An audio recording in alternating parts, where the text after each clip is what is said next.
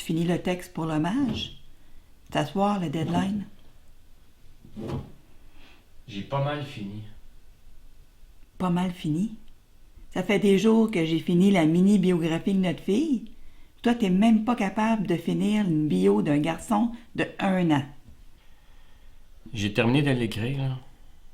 Mais je voulais le relire ce matin à tête reposée. Calvaire. Bon, moi là, je vais regarder si c'est correct.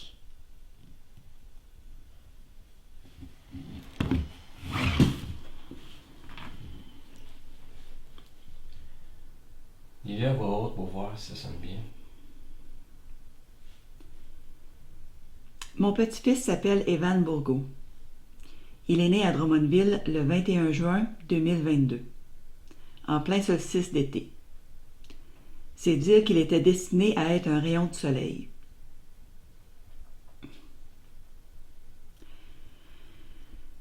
Sa maman s'appelle Mila et il n'a pas de papa. Fait amusant, il adore enlever les lacets des souliers qu'il voit. Sa maman a été inspirée de lui faire un costume d'Halloween en forme de souliers Nike. Avouez qu'il est adorable sur cette photo. J'avais pensé utiliser la photo de notre fille qu'elle nous avait envoyée ce soir-là. Lorsque j'ai vu aux nouvelles que plusieurs Halloweeneux furent happés par un camion, j'ai tout de suite pressenti Evan et Mila faisaient partie des victimes. Heureusement, cette émotion prenante fut rapidement dissipée lorsque ma fille m'a appelé pour dire qu'ils étaient sains et saufs. Mais qu'est-ce que tu as écrit là? Ma plume voulait pas se soumettre à la réalité. Continue à lire, s'il te plaît. Mila n'avait pas le goût d'aller rejoindre ses collègues comme prévu, puis se geler à ramasser des bonbons. Donc, ils sont restés au chaud dans leur appartement. J'ai toujours trouvé faibles les gens qui se plaignent de la température pendant l'Halloween.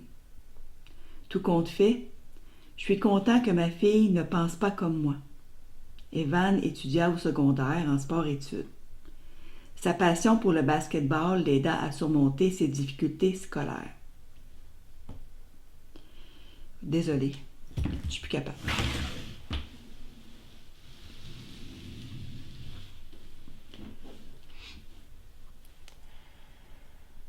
Mais ses limites académiques le rattrapèrent au cégep. Il n'a pas réussi à compléter ses études en soins infirmiers. Malheureusement, il abandonna sa passion du basketball en même temps. Au lieu de suivre les traces de sa maman infirmière, il devint préposé aux bénéficiaires. Malgré sa satisfaction de s'accomplir au travail, il avait continuellement un mal de vivre, un mal qui l'étouffait avec la consommation d'alcool, ce qui nuisait à sa santé et ses relations. Une nuit, complètement saoul, il manqua une courbe et il se tua sur le coup. Qu'est-ce que tu fais là? Laisse-moi finir.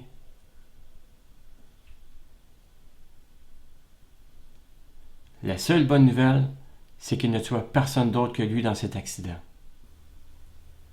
J'aurais tout donné pour prendre sur moi sa souffrance intérieure et le libérer de ce fardeau, pour qu'il connaisse une belle vie comme j'ai vécu. C'est un texte de son grand-papa qui veut l'aimer tant que son cœur battra. Mais pourquoi une fin macabre de même? Je trouve ça vraiment de mauvais goût dans les circonstances. Tant qu'à avoir ta fameuse plume salvatrice, usant efficacement. Mais je préfère m'imaginer que sa vie aurait été un enfer, puis que sa mort prématurée soit une libération pour Evan. Ben, tu peux te mentir à toi-même, là. Mais notre fille et son fils, là, ben, ils étaient heureux. Il y avait une belle vie qui se dessinait pour eux. Ou Evan était une mauvaise graine, puis il serait devenu un violeur en série. Voyons, toi. La seule personne ignoble dans cette histoire-là, là, ben, c'est le maudit ivrogne récidiviste qui a foncé dans plein de monde. Si le système de justice aurait fait son travail, là, ben, tout le monde serait encore vivant. Mais ça aurait pu bien être un terroriste ou un malade mental qui fasse une attaque bélier. C'était leur destin, puis c'était inévitable. Je fais de mon mieux pour l'accepter, comme quand je vais au cinéma, puis j'accepte les décisions des personnages ou bien le type de fin choisi. Je perds pas mon temps après le film à penser ce qui aurait pu être différent. Je vais te dire que t'es optimiste en maudit si tu penses que ta fin pessimiste va être acceptée au recueil.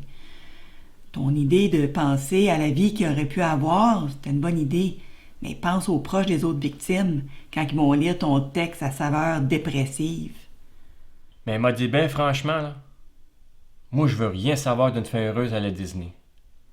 Au lieu de ma version avec un événement fictif qui vécut malheureux et n'eut pas d'enfant, je vais leur envoyer une version courte puis objective. Je vais arrêter de perdre mon temps à penser ce qui aurait pu être différent. Là, je m'en vais aux toilettes, là, puis je t'envoie par texto ma première version.